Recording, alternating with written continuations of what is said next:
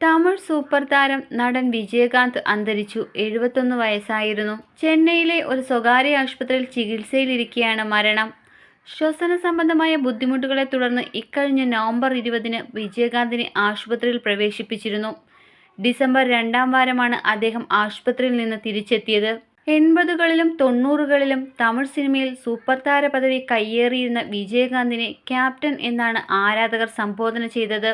DMDK എന്ന രാഷ്ട്രീയ പാർട്ടിയുടെ സ്ഥാപക നേതാവായ അദ്ദേഹം 2 തവണ തമിഴ്നാട് നിയമസഭാംഗമായിരുന്നു. തമിഴ്നാട് നിയമസഭയിൽ പ്രതിപക്ഷ നേതാവുമായിരുന്നു. 1952 ഓഗസ്റ്റ് 25-ന് മധുരയിലാണ് വിജയകാന്തിൻ്റെ ജനനം. വിജയരാജ് അളഗർ സ്വാമി എന്നാണ് ഔദ്യോഗിക നാമം. ഇനിക്കും ഇളമൈ എന്ന സിനിമയിലൂടെയാണ് വിജയകാന്ത് വെള്ളിത്തിരയിലെത്തുന്നത്. വില്ലനായി വേഷമിട്ട അദ്ദേഹം സട്ടം ഒരു ഇരുട്ടറൈ എന്ന സിനിമയിലൂടെ നായകനായി. ഒടുവിൽ ക്യാപ്റ്റൻ എന്ന പേരിലും വിജയകാന്ത് സിനിമാ ലോകത്ത് അറിയപ്പെട്ടു. ഹിന്ദിയിലും മലയാളത്തിലുമടക്കം വിജയകാന്ത് നായകനായ സിനിമകൾ റീമേക്ക് ചെയ്യപ്പെട്ടിരുന്നു. ചൊവ്വാഴ്ചയാണ് വിജയകാന്തിനെ ആരോഗ്യ പരിശോധനയ്ക്കായി വീണ്ടും ആശുപത്രിയിൽ പ്രവേശിപ്പിച്ചതായി DMDK അറിയിച്ചത്.